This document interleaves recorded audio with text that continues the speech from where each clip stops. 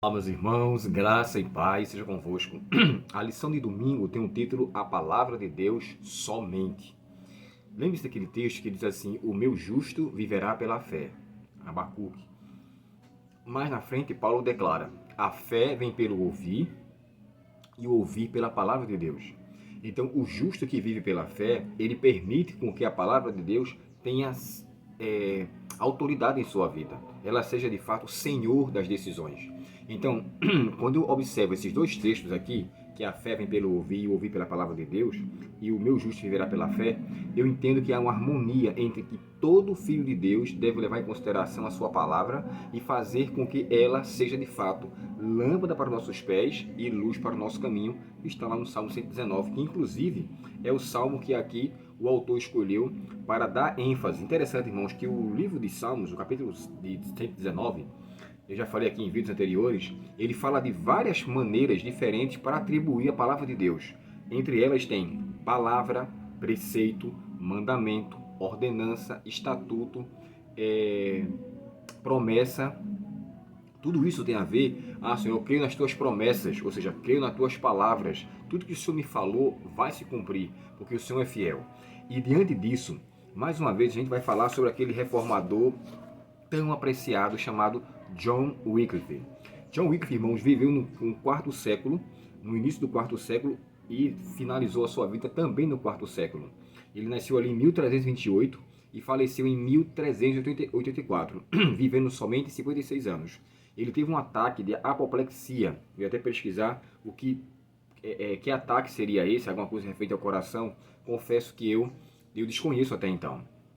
Mas foi um ataque que ele teve. Isso no dia 28 de dezembro, eu acho que nesse determinado ano, né? 1384. No dia 28 desse mês, ele teve esse ataque e 3 dias depois ele veio a falecer. Agora, observe só. John Wycliffe, irmãos, ele foi o responsável por traduzir a Bíblia de latim para o inglês. E ele lutou muito para fazer à mão cada palavra ali descrita, com alguém ao seu redor, um outro auxiliador, de nome desconhecido até então, que eu saiba. Ele então fez com que a Bíblia fosse traduzida para que ela pudesse alcançar um maior nível de pessoas. Ele levou em consideração, irmãos, além de escrever e traduzir a Bíblia, ele escreveu outros livros também desfazendo da autoridade papal, a autoridade romana. Isso fez com que ele fosse considerado como o maior herege do ano.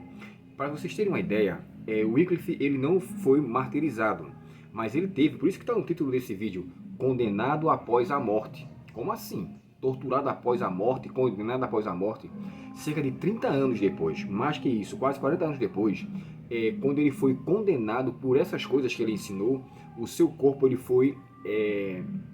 na sua sepultura foi reaberta, pegaram os restos mortais dele e queimaram. As cinzas foram jogados em um rio, um mar, em um determinado lugar.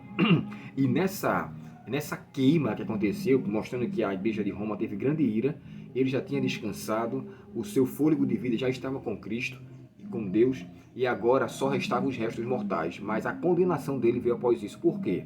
Porque ele levantou muitos outros cristãos.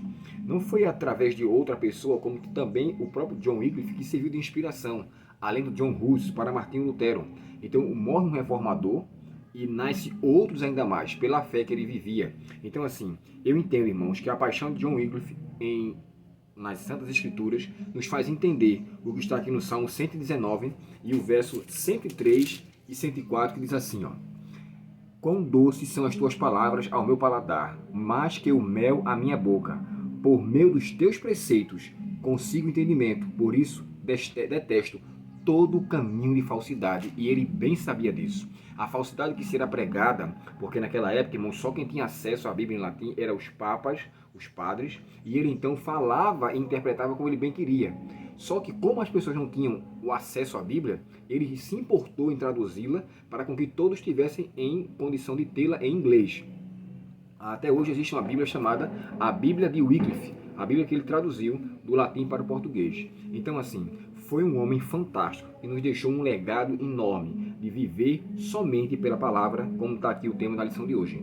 Que eu e você, irmãos, façamos viver tão somente por ela e que nenhum dogma, que nenhuma tradição, nenhum preceito ou conceito contrário venha de fato contribuir ou comprometer o conhecimento da Bíblia. Levamos em consideração o que Cristo disse para o inimigo lá no deserto: nem só de pão viverá o homem, mas de toda a palavra que sai da boca de Deus. Que Deus, portanto, nos abençoe e nos conceda uma ótima semana. Vamos orar. Querido Pai Celestial, te agradecemos, Senhor, pela oportunidade de termos a Tua Palavra e suplicamos que o Senhor nos auxilie para fazer com que ela tenha de fato autoridade em nossa vida. Obrigado, ó Deus, pelas Tuas bênçãos, nos ajuda a crermos em Tuas promessas e acreditar tão somente em Tua Palavra, em nome de Jesus. Amém. Deus muito te abençoe, um ótimo restante de domingo e uma ótima semana para você. E até o próximo estudo, se Deus quiser.